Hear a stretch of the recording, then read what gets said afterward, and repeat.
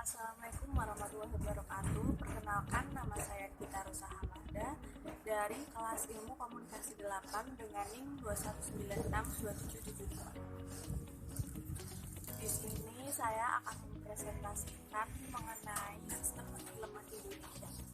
Untuk yang pertama yaitu mengenai karakteristik film. Yang pertama yaitu film sebagai karya seni budaya. Film merupakan kelanjutan dari seni panggung. Orang Melayu menyebutnya wayang gambar. Film sebagai karya seni budaya dibuat berdasarkan kaidah sinematografi.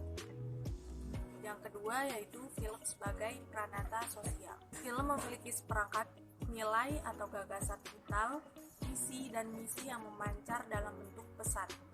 Sistem perfilman Indonesia merupakan pencerminan dari sistem politik dan sistem ekonomi Indonesia yang berkaitan dengan ideologi Indonesia sebagai sebuah negara bangsa dan peraturan perundang-undangan serta norma-norma yang ada dalam masyarakat Indonesia.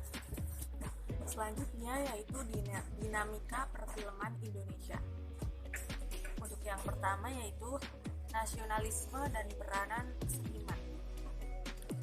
Pada umumnya, film Indonesia dikembangkan oleh para seniman yang memiliki nasionalisme atau jiwa nasionalisme. Dengan eksistensi dan karakteristik film secara tradisional dipandang sebagai pengembangan dari panggung sandiwara atau teater yang memiliki fungsi mengutamakan hiburan dan komersial. Setelah proklamasi, muncul gerakan yang berbau politik dari Jawa dan Sumatera yang dimotori oleh seniman dari kelompok sandiwara. Mereka ini mendapat pemahaman dari Jepang bahwa film itu bukan hanya untuk hiburan, tetapi juga sebagai media komunikasi publik dan juga alat informasi dan propaganda seperti halnya negara Jepang sendiri yang menduduki Indonesia. Yang kedua yaitu sistem perfilman terpimpin.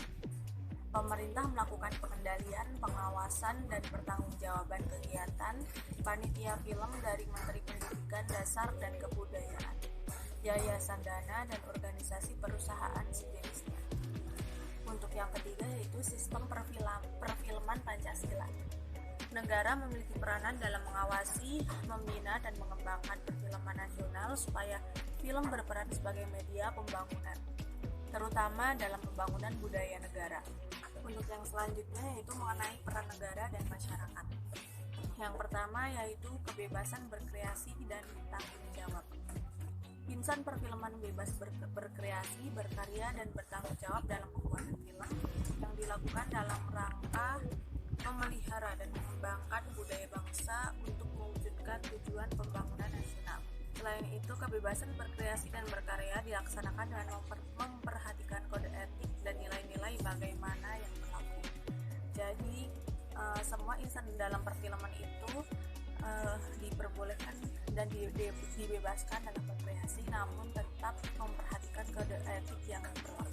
Selanjutnya yaitu sistem perfilman Indonesia yang berlaku saat ini yang berasaskan kepada satu ketuhanan yang Maha Esa, kemanusiaan, Bhinneka Tunggal Ika, keadilan, manfaat, kepastian hukum, kebersamaan, kemitraan, dan juga kebijakan.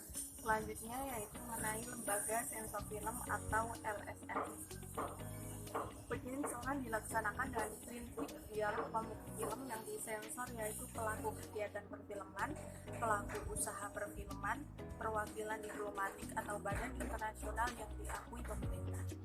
Film yang mengandung tema, gambar, adegan, suara, dan teks terjemahan yang tidak sesuai dengan pedoman dan kriteria sensor dikembalikan kepada pemilik film untuk diperbaiki. Yang selanjutnya yaitu permasalahan yang up to date mengenai perfilman Indonesia yang akhir-akhir ini semakin marak tentang film yang ilegal. Di sini saya mengambil kasus atau permasalahan dari pelanggaran hak cipta yang berinisial AFP divonis Pengadilan Negeri Jambi selama 14 bulan atas kasus pembajakan salah satu film karya fisik Mati Guys. Terdakwa telah melanggar pasal 113 ayat 3 junto pasal 9 ayat 1 huruf A, B, E, dan huruf G Undang-Undang Nomor 28 Tahun 2014 tentang tentang hak cipta, dan juga junto pasal 55 ayat 1 1 H. Pemutusan hukum dan penangkapan ini merupakan hasil kolaborasi sinema dengan berbagai pihak seperti pengadilan, Direktorat Tindak Pidana Bares Krim Polri, hingga dukungan dari rekan-rekan industri kreativitas.